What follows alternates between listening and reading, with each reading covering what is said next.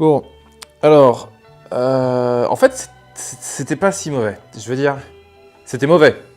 Mais je pense qu'avec un réal bien motivé et des scénaristes qui auraient lu les albums, hein, plutôt que de lire les couvertures, on aurait eu quelque chose d'à peu près potable.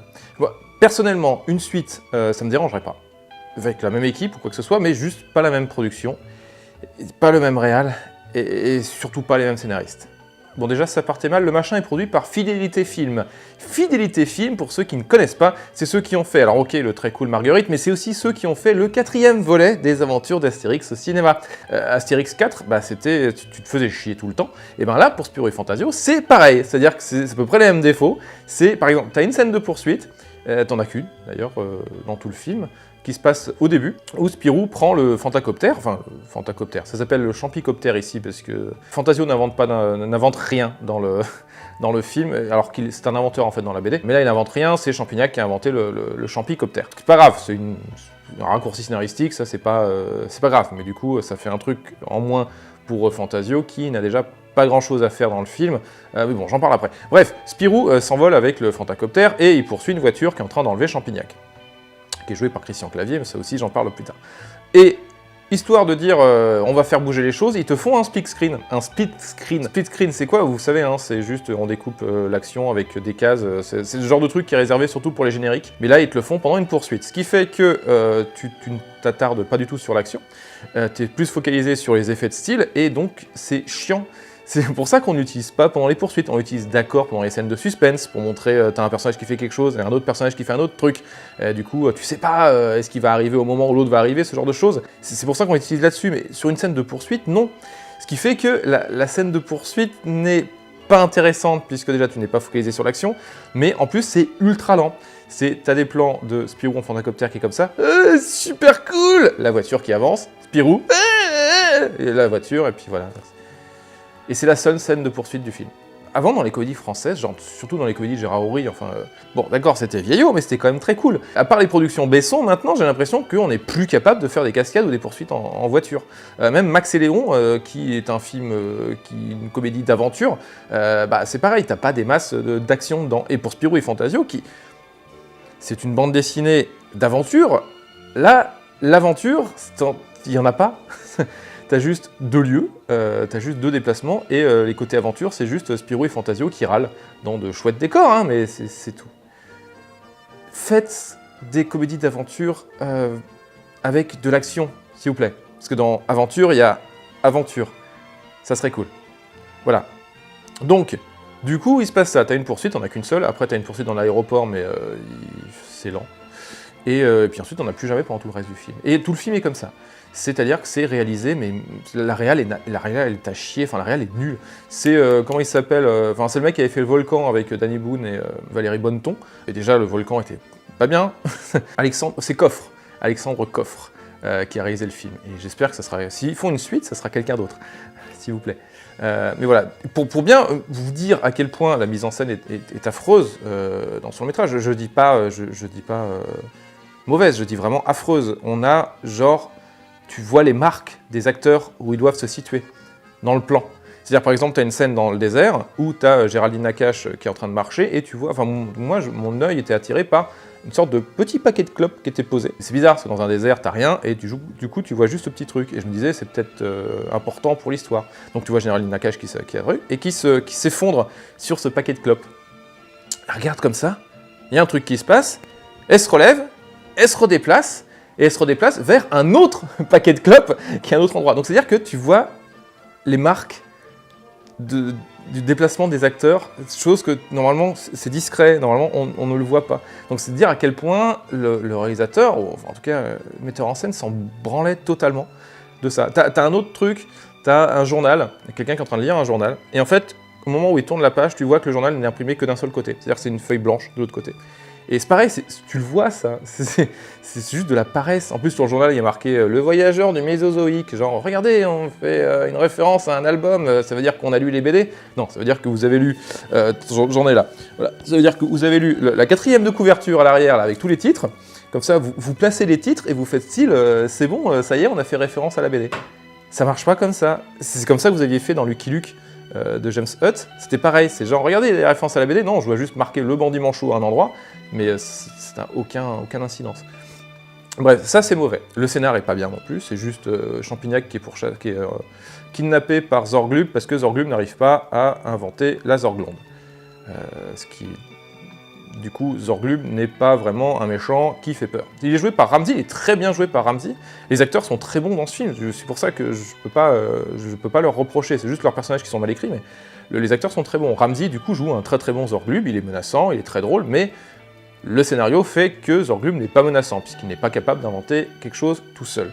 Il a une base avec plein de gens dedans, mais il n'y a que 2 personnes qu'on voit tout le temps, ce qui fait que la menace n'est pas très importante. Et c'est dommage, parce que Zorglub dans la BD, et j'ai pas vraiment envie de faire mon frustré qui dit « Non, la BD c'est mieux », mais Zorglub dans la BD il est quand même menaçant, c'est-à-dire qu'il arrive, c'est un bouffon, il est ridicule, mais il est capable de faire des choses, et c'est le fait qu'il soit ridicule et maladroit qui est encore plus dangereux, puisqu'il veut compenser ça en devenant le meilleur.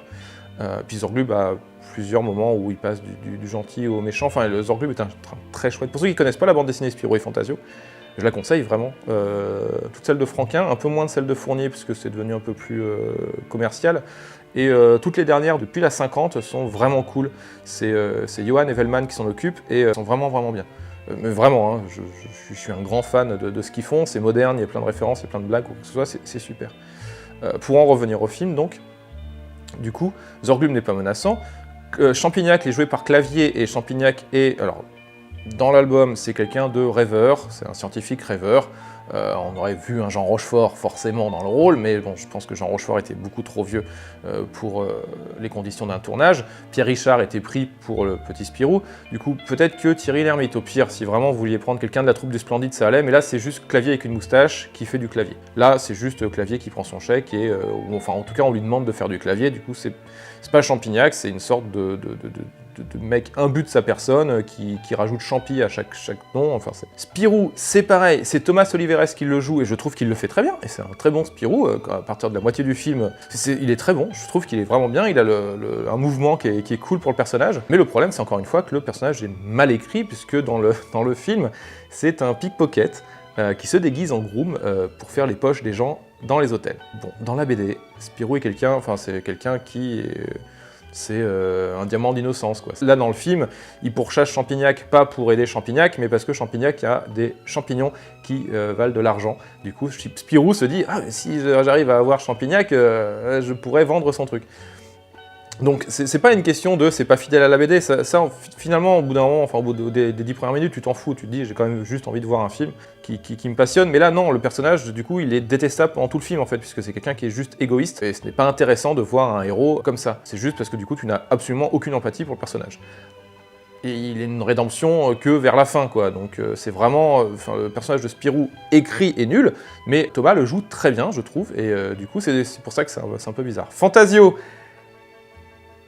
Bon, dans la bande dessinée, encore une fois, c'est un inventeur un peu gaffeur, mais au grand cœur, et qui est capable de faire plein de choses. Là, vraiment, si tu l'enlèves du film, ça ne change rien. Le personnage est un bouffon, maladroit, et en fait, c'est plus quelqu'un qui empêche l'action d'avancer que quelqu'un qui est utile. C'est-à-dire que, par exemple, tu as une poursuite, et forcément, au moment où Spirou va rattraper la personne, c'est Fantasio qui débarque et qui se cogne. Et la première fois, c'est très drôle. Au bout de la 3e, tu en as marre. Sérieusement. Du coup, c'est dommage, parce que pareil, Alex Lutz c'est très bon en Fantasio. Il râle, enfin voilà, il est gaffeur, il est quand même capable de faire certaines choses, même si on le voit pas trop dans le film, mais techniquement il en serait capable, enfin en tout cas on sent qu'il en serait capable. Mais là, c'est encore une fois juste le pote lourdingue. Vous savez, dans toutes ces comédies, il y en a toujours un, c'est le pote lourdingue qui empêche l'action d'avancer, et le mec, tu te dis... Pourquoi il le lâche pas au bout d'un moment? Parce que ça irait quand même beaucoup plus vite. Mais comme là, Alex Lutz, ça quand même, tu sens qu'il est, il est adorable dedans, je trouve vraiment. Du coup, ça marche bien. Mais juste que le personnage de Fantasio est à chier, quoi. Et Géraldine Nakache, je trouve qu'elle fait une sécotine parfaite. Encore une fois, dans la bande dessinée, c'est une fourbe, c'est une saloperie, c'est quelqu'un qui est capable d'aller jusqu'au bout pour avoir ses scoops, elle enregistre en cachette, enfin c'est vraiment une ordure. Là, dans le film, du coup, elle est plus sympathique, et je trouve que là, cette fois-ci, dans le film, c'est mieux que dans la BD, justement parce que le personnage est un peu plus adorable. Et j'avais peur que ce soit le côté inspecteur gadget. Je sais pas si vous voyez un peu ce que je veux dire, c'est-à-dire que les deux gars essayent de faire des trucs, mais c'est des merdes, et du coup, c'est la meuf qui sauve tout, derrière. Et non, en fait, les trois personnes ça marche bien. Je trouve que chacun s'occupe de quelque chose, même si Fantasio fait pas grand-chose, mais chacun s'occupe de quelque chose. Du coup, je trouve que ça marche bien. Et c'est dommage, en fait. C'est ça ce qui m'énerve vraiment, c'est qu'il y a plein de choses pour que ce soit bien, et il y a un réalisateur qui n'en a rien à foutre, vraiment, enfin en tout cas, c'est l'impression que j'en ai eu. Les scénaristes qui, encore une fois, ne veulent pas prendre les bandes dessinées et dire « nous, on veut faire notre truc » parce que, après tout, il y a quoi? Il y a que 60 histoires, et si ça s'est bien vendu, c'est sûrement parce que c'est pour les enfants, mais on va s'en foutre, et on va faire notre propre histoire qui est plus intelligente. Et en fait, non, ça suffit de se baser sur l'album. Mission Cléopâtre, ça marchait bien. Pourquoi? Parce que c'est basé sur l'album.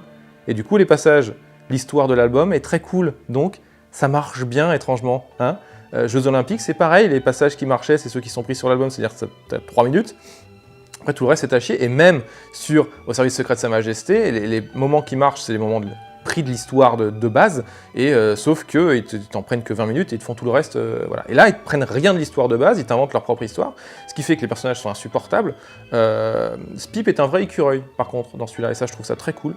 Sauf certains plans larges où c'est en 3D, mais sinon, Spip est un écureuil, un vrai, et ça, je trouve ça toujours cool qu'on ait ça dans les films. Pareil, pour les Astérix, c'était toujours un idée fixe, c'était toujours un vrai chien, et pas une sorte de Scooby-Doo en 3D, donc ça, c'est chouette. Mais bref, donc c'est encore ce même problème en disant on va faire notre propre histoire, on va faire 2-3 références en mettant des noms d'albums, comme ça ceux qui n'ont pas lu les albums mais qui vont se dire ah bah, c'est une référence, machin. T'as la turbo-traction à un moment dans le film. C'est une voiture qui est très célèbre dans les Spirou, c'est-à-dire c'est cette caisse-là qui est magnifique, et du coup au moment où ça arrive tu te dis ils pourraient l'utiliser plus, et en fait non, ils en font rien, et c'est dommage. Et c'est pour ça que je me dis qu'une suite ça serait cool, mais sans le même réal, sans les mêmes scénaristes, et en gardant le même casting. Le casting est très bien, mais voilà. Du coup, je suis mitigé. Le film est raté sur plein de points, il est chiant, t'as une blague sur le caca, arrêtez de faire des blagues sur le caca dans les films en se disant c'est familial, on va faire des blagues sur le caca, il faut pas. Surtout qu'en plus ça dure très longtemps celle-là, et c'est insupportable, donc non. Surtout que ça apporte rien dans le récit de faire une blague sur le caca. Quelqu'un qui mange du caca, il faut arrêter ça, s'il vous plaît. Donc voilà, plein de problèmes, des problèmes qu'on a dans toutes les adaptations de bande dessinée françaises, malheureusement, enfin BD belge, mais dans toutes les adaptations au cinéma français, qui sont des problèmes récurrents, et que j'en ai marre. C'est les histoires des bandes dessinées sont très bien, calquez-vous là-dessus, n'inventez pas votre propre histoire. Là, il y a le film Gaston Lagaffe qui sort, j'ai l'impression que c'est encore, même si c'est des gags en une page, mais c'est encore, on va faire un nouveau univers, on va faire un nouveau Gaston, on va faire un nouveau truc, et les emprunts à la BD, du coup, ne marchent pas par rapport parce que ça fait vraiment qu'on essaye d'insérer quelque chose dans un récit qui n'en a pas besoin. En animé, c'était très bien, les Lucky Luke en animation, c'était très bien. Pourquoi? Parce qu'ils se basaient sur des albums. Et même quand c'était les histoires inventées pour le film, c'était les scénaristes des albums qui inventaient l'histoire pour le film. Donc voilà. Mauvais film, vraiment mauvais, mais avec des efforts, et du coup, il faut dire quand il y a des efforts de fait. Mauvais film, mais s'il y a une suite, je ne serais pas contre, à condition de faire des efforts. S'il vous plaît, ça serait cool. Merci.